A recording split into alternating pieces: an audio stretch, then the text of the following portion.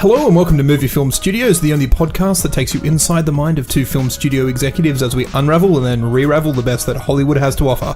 I'm Isaac. And I'm AJ, and this week our childhood toys enact a master plot to take down a pair of criminal Hollywood actors utilising the power of Chinese martial arts. But before we get into something new, it's time for something old as we check in on our last feature in Box Office Report. Last week we released the esports film Intravenous about a plucky group of people with a rare disease and their struggles to win a major tournament. How did that go? Yeah, so you may recall that we named the disease after my own name, actually, my own surname. There were two variants of the disease depending on where the person was in the world. So there was either Scarcella syndrome or Scarcella syndrome. Yes.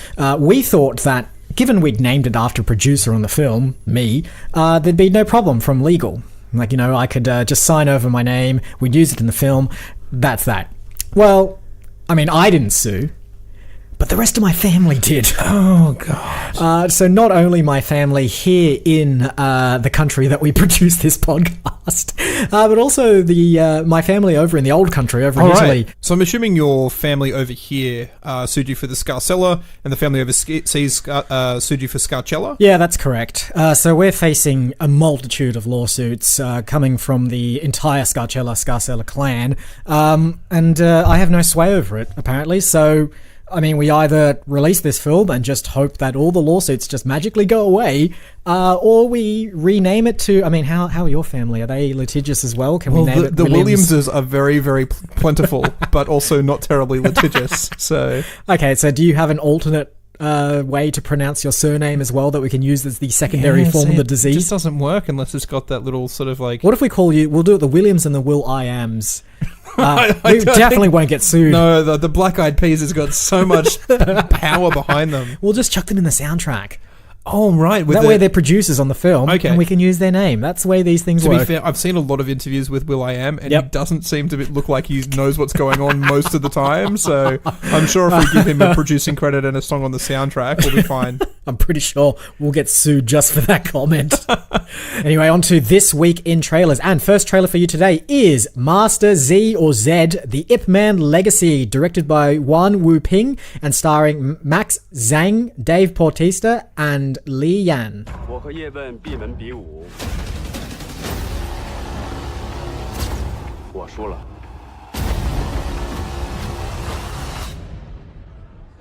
我以为可以放下过去和功夫，但在心里根本没有放下过。请慢用。这杯酒我请你喝的。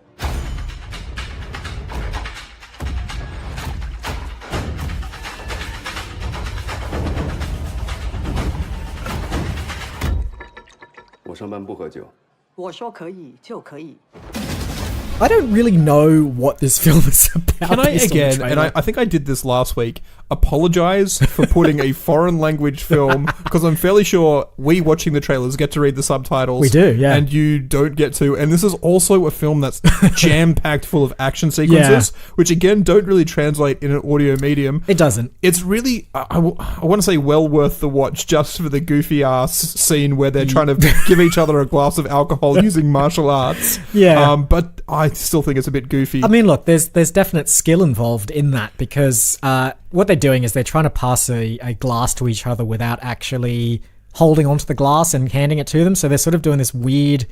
Tai Chi, I suppose, with really weird bent wrists and pushing martial art flexing. So I assume the guy who was the action dude from the other Ip Man's or IP Man films is now a waiter, and Michelle Yao comes along and they pour a glass of scotch, and the whole thing is pushing the glass of scotch back and forth using these weird martial arts techniques. There's no stakes, and it also looks really stupid. I have no idea why they've decided to make it like a feature piece for the trailer. I think I think the thing with these Chinese martial arts films is that the whole appeal of them is that everything's done in camera, so there's not a lot of CGI. I mean, most of the CGI is really just to remove wires and stuff, but all the action's meant to be happening live on set in the camera. So it's sort of like, I guess it's meant to be that kind of like ballet-esque kind of skillful flaunting of their moves, but yeah, it just comes across as a little bit lame. This film is apparently a spin-off of the very last Ip Man film, the Ip Man 3. So it doesn't actually include the titular character.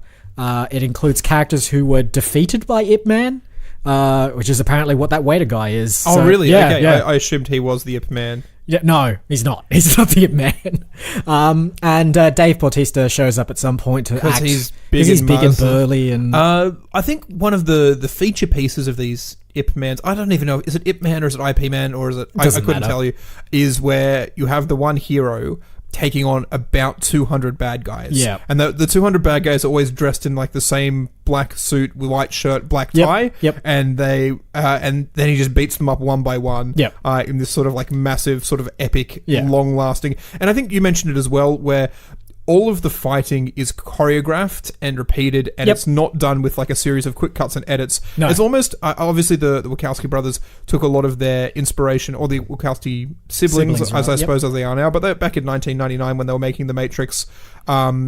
Took a lot of their inspiration from the Shaw Brothers Yeah. thing, and you watch the behind the scenes stuff of Keanu Reeves and Lawrence Fishburne trying to do their choreographed stuff, and it is them doing those martial arts moves. They put in a lot of training, and Yeah. then in the second film when it's just all CGI garbage, and I'm just like, why when you did it so perfectly the first time would you go back to something that doesn't work? That's what I quite like about the look of these films. Yeah. Is like, while it kind of looks very heavily choreographed, I'm very happy that it's actual hands actually blocking Yeah. and ducking, Yeah.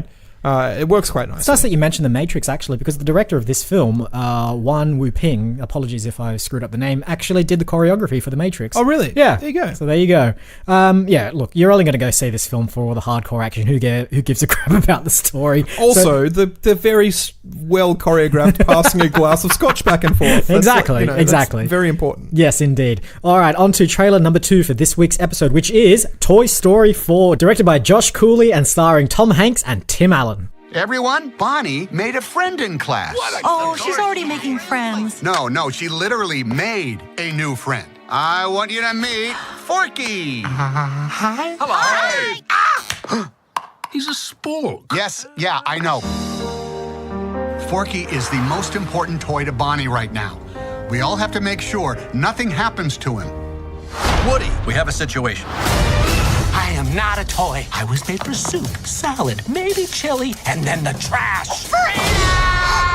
Buzz, we've got to get Forky. Affirmative.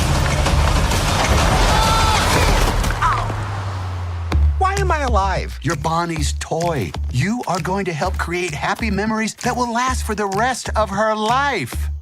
Huh? What? Oh, yeah.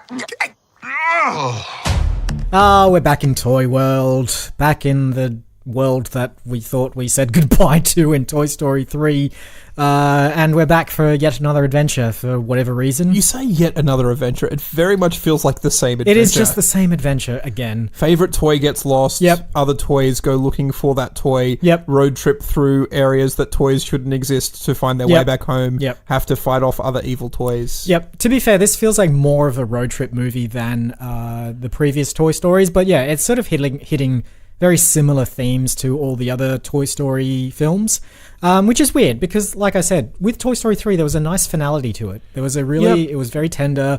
It was very like heart-wrenching. I think times. in a way where having grown up with these characters and feeling like they were your friends from watching it as a child, Yep. and now you're watching this film as an adult, and like very much like it plays that emotional string. The bit where they're in the garbage and they're heading towards the About to be incinerated, yeah. and everyone in the cinema who's about 25 who watched the first film when they were about 10 Yep. is tearing up. Yep. It really begs the question, what's this one? Who's this one for? I don't know. Is it trying to open up those characters and that merchandising for another generation of impressionable youths? You or? say merchandising, but one of the big new characters in this film is literally just a plastic spork with googly eyes and some pipe cleaner wire around it as well. Now available for $89.99 from the Disney Store. Like, well, of course they're going to sell it. It doesn't matter if you can make it at home. This is the thing as well. Like that's the immediate thing I thought of, because when I heard that Toy Story 4 was coming out, I was like, great, I can, because the toys are sort of out of print, I guess now, I have a small collection of the Toy Story gang,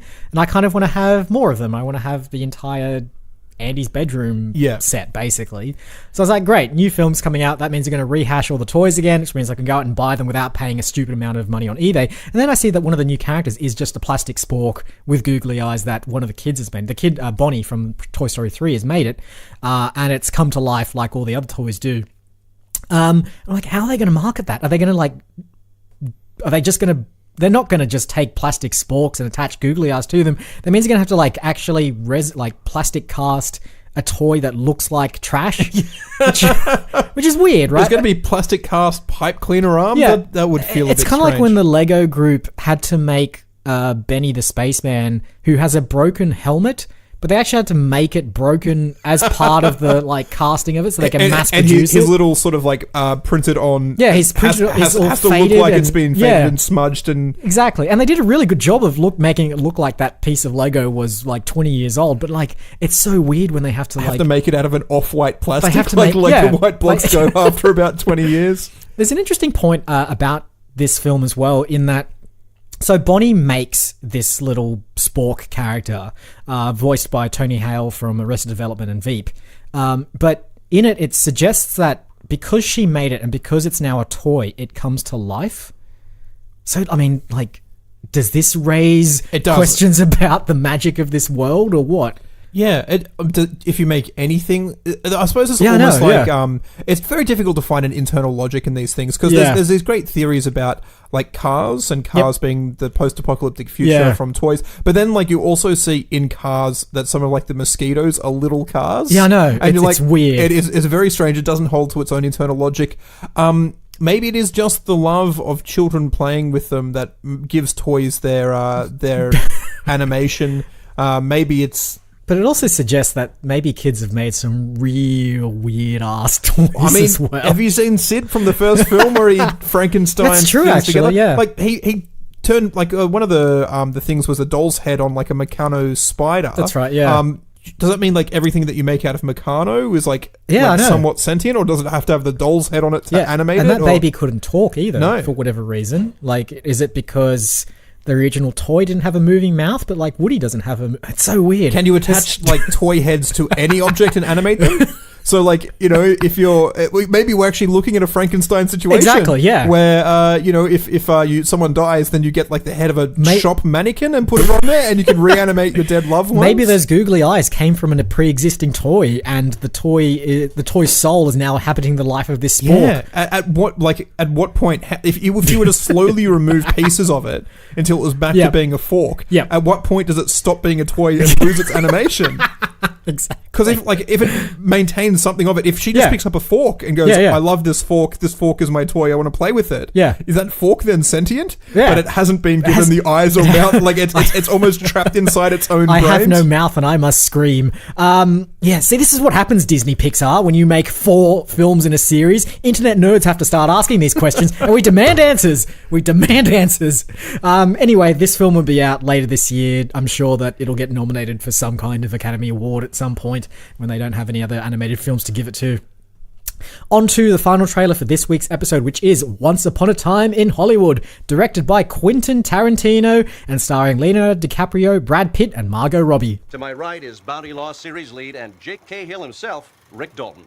And to my left is Rick's stunt double, Cliff Booth. So, Rick, explain to the audience exactly what it is a stunt double does. Actors are required to do a lot of dangerous stuff. Cliff here is meant to help carry the load. Is that how you describe your job, Cliff? What, carrying his load? Yeah, it's about right. It's been a while since we've had a brand name director that I could actually pronounce the name of. Although, is it Quentin or is it Quentin? No, we're not doing this. So apparently his 9th film, and if you have a look at the cast list on this, it is a mile long. It's huge. And then there's also an addendum at the end. Is these other people are also Tim Roth and James Marsden, Kurt Russell, and pretty much. I imagine they're cameos from people who have been in a lot of his other films. I believe so. And because this film it's set in Hollywood, it's about 2 actors in the 60s or 70s. In the 60s or 70s, around about that time. And because it's dealing with Hollywood, I suppose it sort of gives you carte blanche to inject as many actors as you want into it because it's kind of fun. Kind of reminds me of what was that Coen Brothers film that they did relatively recently? Hail Caesar? Hail Caesar, yeah. So sort of set in a similar kind of Hollywood time, probably in the 50s, I think, actually. But yeah, just allowed them to sort of inject as many little cameos and little bits and pieces that they wanted. This particular film deals with Leonardo DiCaprio, who is a big-time actor in Hollywood, and his stunt double played by Brad Pitt, which is just a great bit of casting. It is. It's also billed, I think, on the internet as being a crime thriller or a crime drama or something like that. The trailer doesn't portray it as a crime film. It almost looks a dark bit... comedy crime film, yeah. It looks a little bit dark comedy, a bit screwballish, but there's no elements of crime that are sort of strictly shown in the film. Yep. It's the naming convention comes from what Sergio Leone did Once Upon a Time in the West and Once Upon a Time in America. There doesn't seem to be any link between those films other than Quentin Tarantino's little homage to those sort of classic filmmakers. Which I imagine there's going to be a ton of homages in this film based on the fact that it is set in Hollywood and it's about actors. Shane Black did a film a couple of years ago with Russell Crowe and Ryan Gosling. Yeah, the pleasant, nice guys. I think, the nice guys, which has that bit of, like, that much more felt like a crime film set in, a dark comedy crime film set in a 1960s, 1970s Hollywood. I only watched about half of that film and went, this is quite good. It reminds me a lot of Kiss Kiss Bang Bang, another Shane Black film. That at least felt like a crime film. I'm not really sure. Maybe they're playing their cards a little close to the chest with this film. I mean, it is a Tarantino film, so people are going to go see it regardless of it. It looks like it could be a lot of fun. There's a lot of like kind of fun banter between Brad Pitt and DiCaprio, and Pitt against other actors as well. Yeah, Margot Robbie and DiCaprio have always had, like, they were in Wolf of Wall Street. Wolf of Wall Street, they've got a good chemistry. Good chemistry there. And it's Tarantino, right? Like, you know, he can direct. He knows what he's doing. I mean, stay tuned for a laundry list of actors appearing in this film, including Luke Perry, I read. This will be his final appearance as well, since his unfortunate death about a month and a half ago. This is his last release, his posthumous release. And those are the 3 trailers for this week's episode. But of course, before we can do anything with those, we're going to have to take a little walk over to the green room.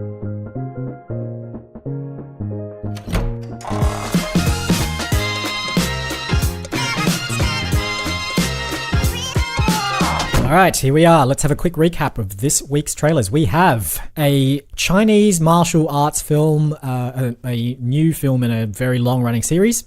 We also have... reboot of a beloved kids animated film that has very, very lucrative merchandising tie-ins. Indeed we do. And finally we have a Hollywood screwball dark crime comedy film starring every conceivable actor that's ever acted in a film before.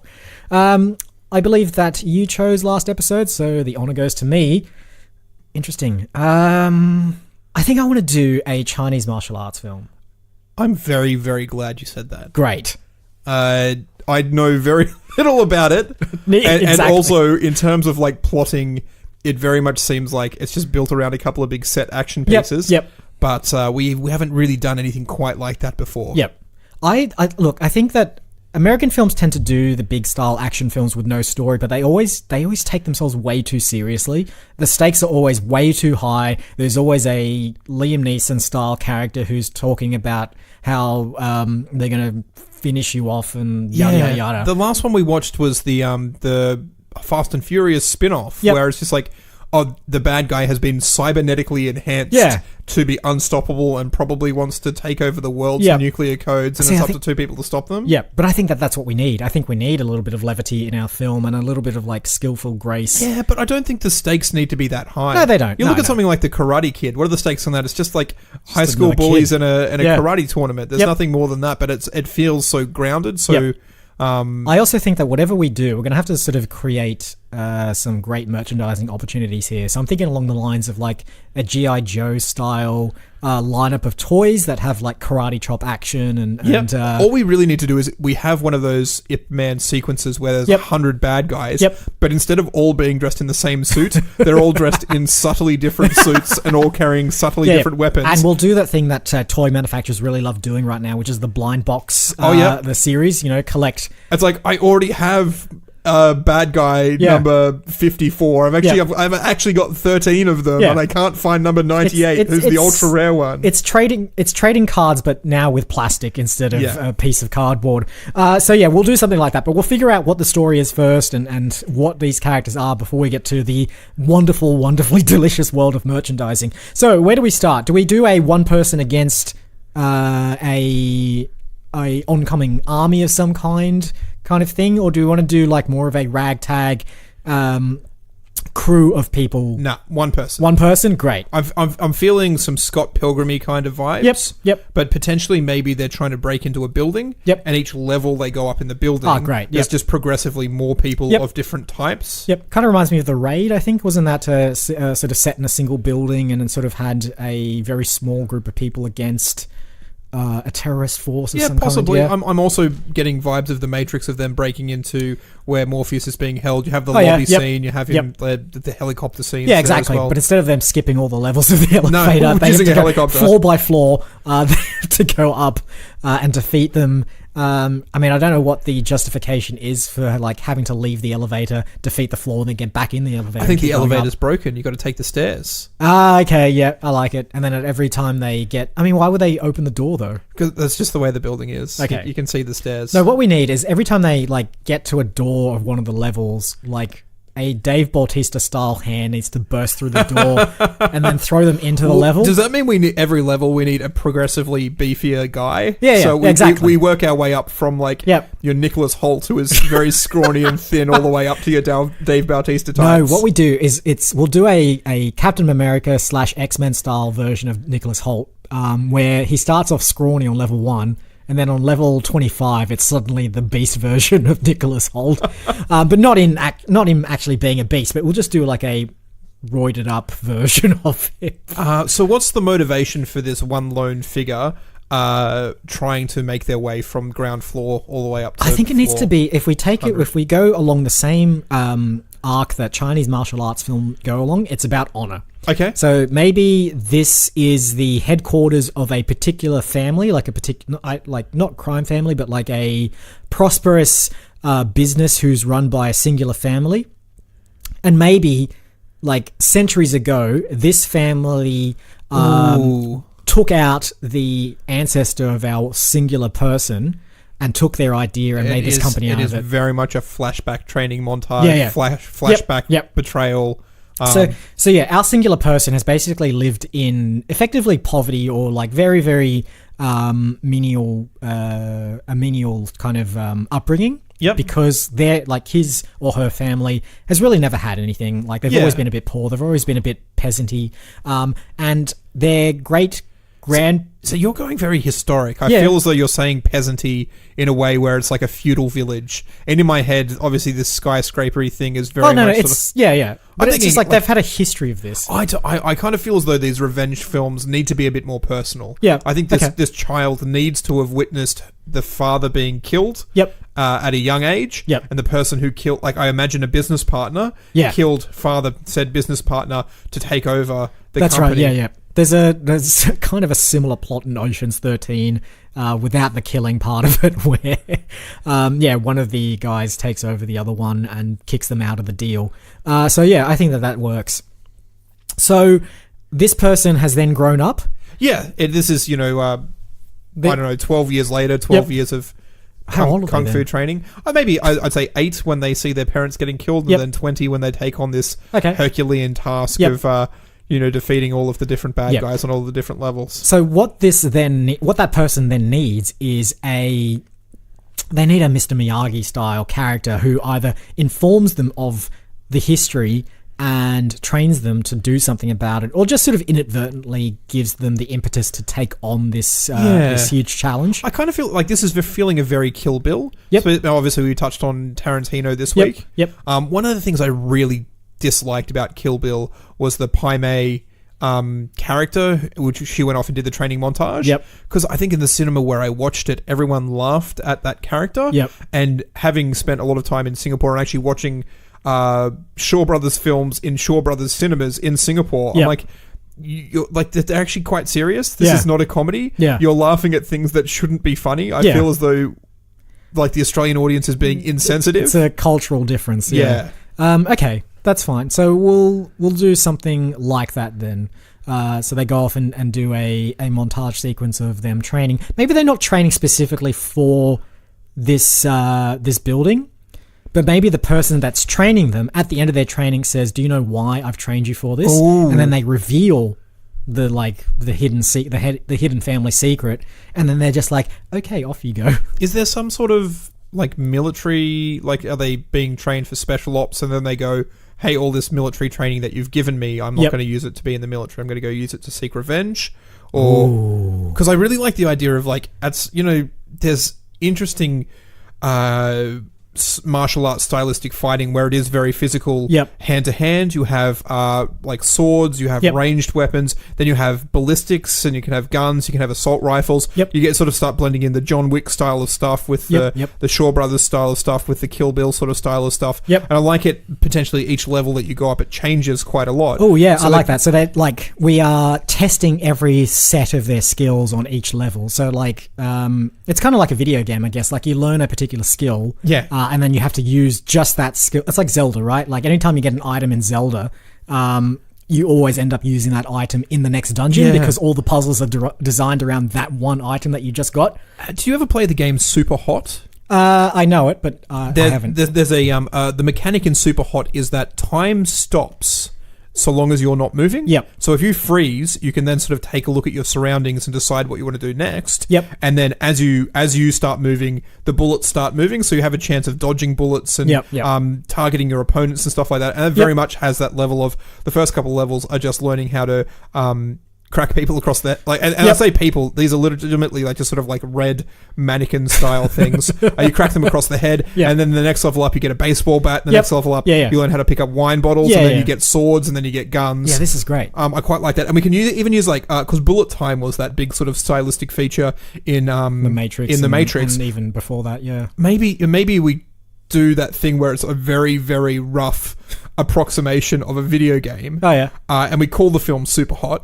And it's literally when they freeze, it's just like, again, I don't want to take that bad idea from Guy Ritchie's Sherlock Holmes, where it kind of freezes. He's like, punch to the right kidney, then a clap to the jaw, and then I hit him on the cuffed ear, and then a blow to his weakened kneecap, and I take him down. And so he has the mental process of exactly what he's going to do before I do it. Maybe we do this stylistic thing in the film where it freezes, and whoever our main character is, and I have to tell you right now, I really want Brie Larson as the lead role in this one. And she sees the gun go off, and the bullet's in the air, and she's just like, dodge bullet to the right, pick up wine bottle left, throw wine bottle at, and then it plays through, and she does that. Great. Oh, this is great, because like that's a great concept. So what we'll do is we'll try and license Superhot, the game, for the movie, which is incredibly loosely based on the game. So we're going the other way. If you've ever watched the Max Payne film, and then nothing to do with it has nothing to do with the video game, but they're just using it for tie-ins. Exactly. I think we do the same thing. Yeah, we'll do the exact same thing. The same thing that I think they're doing for Sonic the Hedgehog as well. So yeah, we'll have it so that she's narrating exactly what she's about to do. But this is great because we can do stuff like she narrates this like insane list of things that she's going to do, which you're like, no, there's no way she can possibly do it, and then she does it. Then we'll do one where she's like narrating this list of things that she's going to do. She starts doing it, and then something happens to like interrupt the flow. And you're just like, oh damn, where did that come from? I want to throw a potential spanner in the works, and I want to have she can throw as many spanners as she wants. That's part of any item that you can pick up and throw. It's a weapon. All right, fair enough. We'll definitely do a spanner throwing scene. Level 14 is the spanners. What's the justification for so many spanners on that level? Because there's in most skyscrapers in the middle you'll have a plant room, so they'll need air conditioning. They call it the plant. It's a lot of mechanics. It's normally about 2.5 stories tall, and it has all of your pipes and all of your air conditioning and all of your. So it's just like a lot of tools and stuff going around to handle all that. Yeah, cool. That makes sense. That's why they'd have hundreds of thousands of spanners in there. I wanted to do a buddy moment as well. Okay. I don't know if we have the buddy being part of the entire film and then there's a betrayal, or if the buddy comes in at some point and then gets killed. So sort of like almost like there's a co-op mode about halfway through. Yeah, exactly. I think think of the merchandising possibilities as well when you have the buddy action figure as well. Yeah, can you think about like we'll have to do plastic castings of another actor as well. It really does double your merchandising opportunities. It does. So who? I was about to say you could do a thing where I had a Batman toy when I was quite little, and you could like kind of pull its head off and replace it. Yeah, I remember that. And I kind of feel as though maybe you could do that with this one, where you sell one toy with lots of different faces. But that halves too much. It does. I mean, I was just about to mention, should there be like an identical twin character, and then I was like, oh, hang on a sec. No, you could just buy the one toy. Well, no, you still have to buy two toys. You have to buy two. No, we should do identical twins. You know what this means? It's cheaper for us to produce because we don't have to like 3D map two separate actors. We just do the one, and then we just paint them different colors for different types of clothing. It's true. I kind of feel as though one of the stipulations of this film was that all of the action sequences had to be like done person in camera. to person. Yeah, they still can. Either we just get real lucky and find out that Brie Larson actually has an identical twin. No, we do it the old-fashioned way. So we shoot it once with Brie Larson playing the first character, and then we shoot it again with Brie Larson playing the second character, comp it together in post. If it was the CGI route, we'd be like creating a digital version of Brie Larson and making that digital version fight alongside real-world version of Brie Larson. Could we just get Alison Brie to play Brie Larson's twin sister? They don't look... Okay, you just want to play sisters? Yeah, sure. They can be sisters. All right, cool. We'll do the face scans on them then. That's where all our budget will go, getting the face scans for the toys. All right, so they'll be sisters, and should they...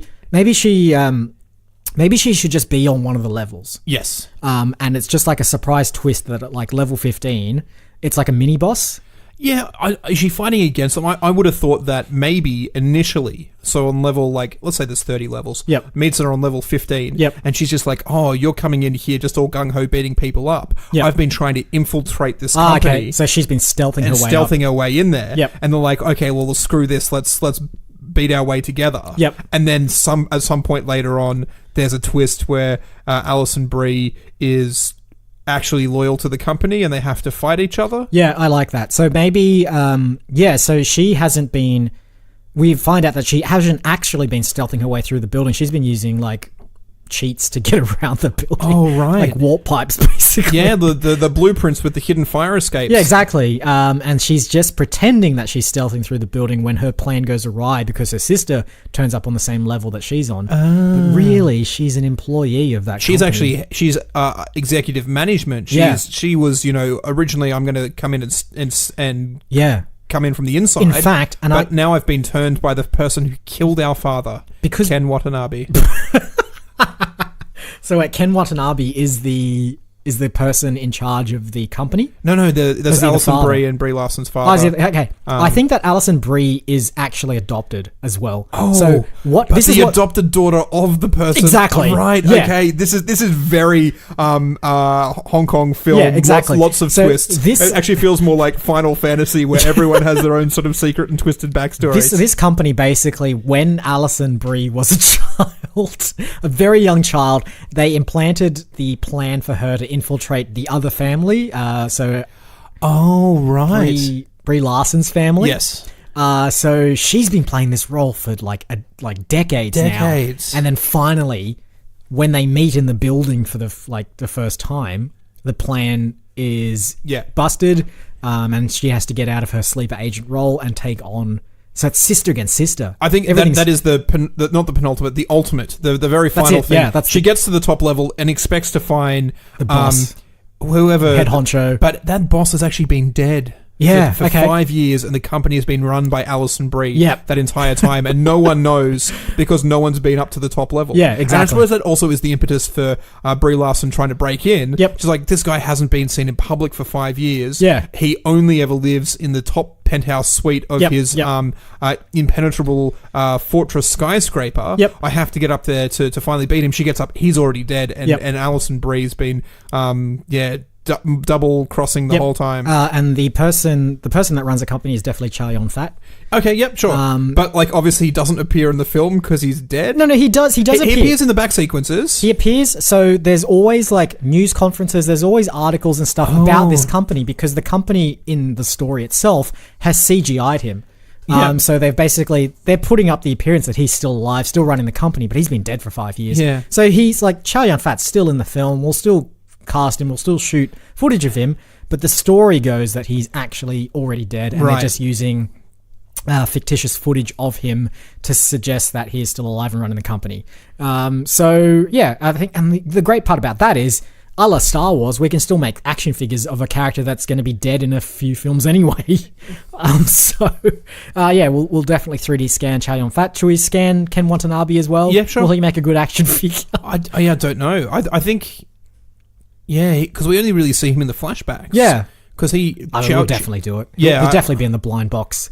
Ken Watanabe, and the various, you got to get him in different costumes as well. Just like Master Z, the Ip Man Chronicles, at some point we're just going to have to spin off all the auxiliary characters in their own martial arts films. So we might as well get the 3D scans in now, get the resin model plastic injection molds ready. So did we cast a mentor figure for Brie Larson yet?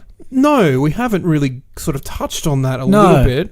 No, and I don't want to cast Jude Law because he's already done that to Brie Larson.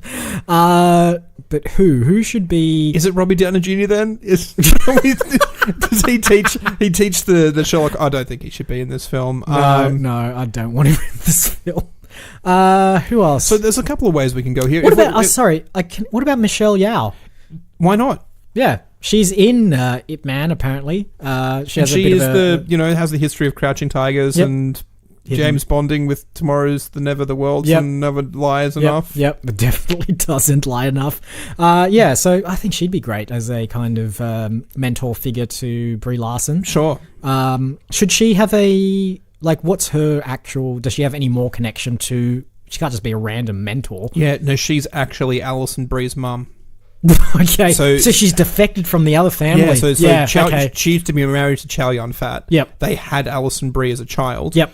Corrupted her to send her into the other family. Yep. Then Michelle Yeoh had a falling out with Chow Yun-fat. Yep. And then secretly took on Brie Larson as a protege to train her to send her into her ex-husband's company to take it down, not realizing that the ex-husband was already dead and run by her estranged daughter. You know, the one thing that this film needs, aside from, we already have the title, but the other thing it needs is we need a introductory scene a la Ip Man 3, utilizing kung fu and martial arts in a way that's stupid and unexpected and not to do with fighting. Oh, really? Because I imagined this first scene literally being her walking into the lobby level and just beating the shit out of a whole bunch of guards. And then we flash back and try and get a bit more context. Yeah, that's fine. We just start right out the gate. Yep. We're going to start... Oh, yeah, no, we'll definitely do that. But we need that in part of the flashback where Brie Larson is being taught by Michelle Yeoh. Oh, right. They need a cute little... Danny LaRusso trying to catch a fly with some chopsticks. There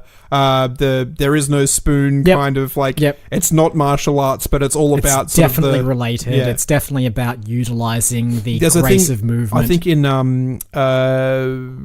the man in the Iron Mask. What's the Count of Monte Cristo? Yep. Where there's like a thing of dripping water, and he's got to stick his hand in between the drips. Yep. To hone his lightning reflexes. Yep. It's the wax on, the wax off. What's our version of that? We need something stupid. I think it needs to be the most ridiculous thing you've ever thought of, but also just the most. So all those things involve really small things. I've got it. She's standing underneath a tree. Yep. And she has to make sure that no leaves that the tree drops touch the ground. And she has to stand there all autumn. Yep. And every time a leaf drops, she has to be so quick that she can catch it. Yep.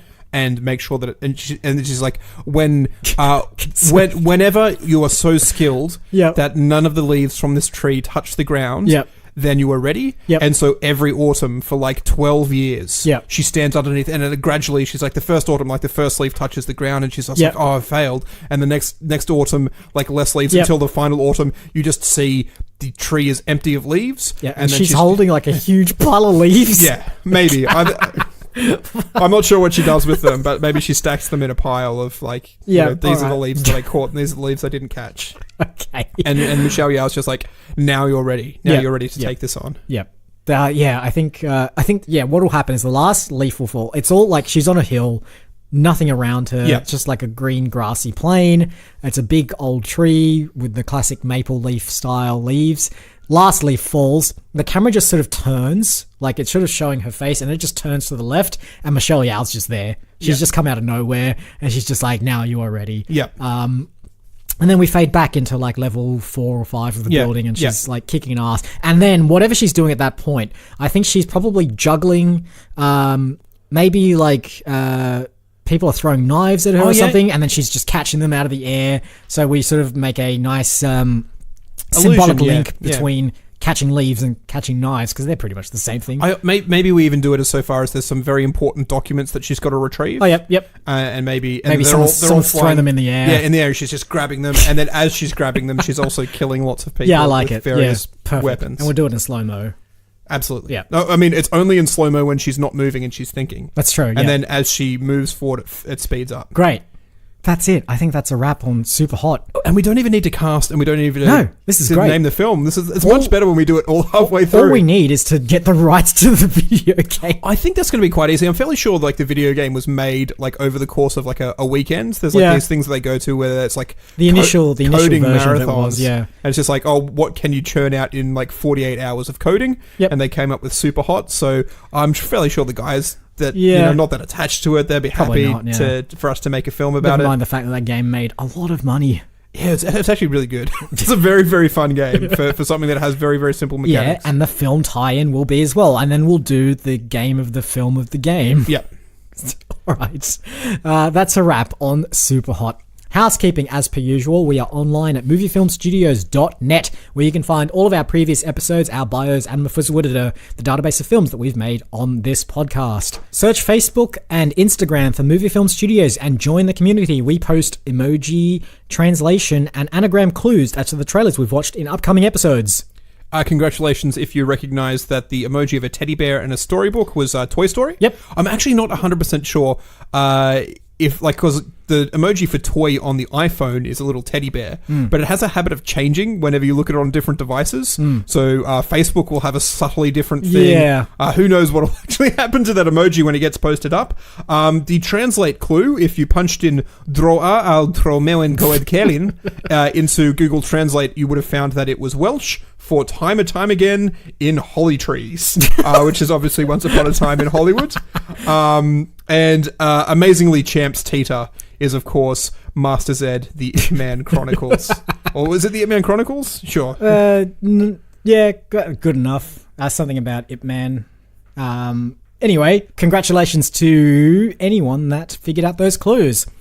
If you like tossing a whole bunch of podcasts into the air and catching them before they hit the ground, then how about checking out our podcast on the various distributors that we're on, or the various platforms we're on, rather, because we are on Apple iTunes, we are on Podbean, we're on Spotify, we're on YouTube. Go to moviefilmstudios.net. Moviefilmstudios.net, all of our episodes are there, and pretty much any other place that you get podcasts from. If you like the podcast, tell a friend about it who also likes people who make up films on the fly, because that's our niche market and we need more people like that listening. Indeed we do. And I think that's it. All that remains is to thank you once again for listening this week. I've been Isaac. And I've been AJ. Roll credits.